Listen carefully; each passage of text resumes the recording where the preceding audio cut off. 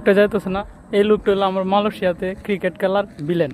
মানে আমরা ক্রিকেট খেলতে আসলেই এই লোকটা প্রত্যেকটা দিন ঝামেলা করে আর করে। সবাই এই লোকটারা দেখে রাখেন ভালো করে।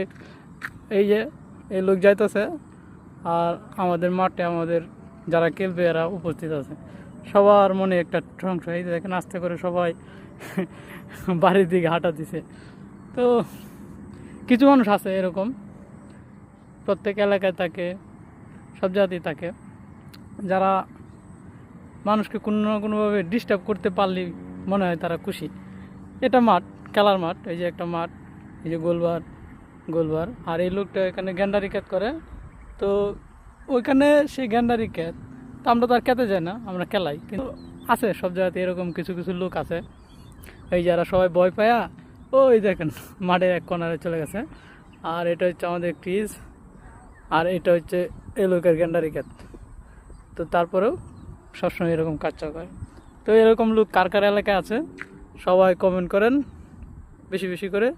এই যে ওই লোককে কনভিন্স করার জন্য এই যে দুইজন যাইতেছে, একজন হচ্ছে জামাল আর আরেকজন হচ্ছে আলামিন। প্রতি সবসময় যায় কনভিন্স করে ওই লোকটাকে। কার কার এলাকায় এরকম লোক আছে সবাই কমেন্ট করেন, হ্যাঁ।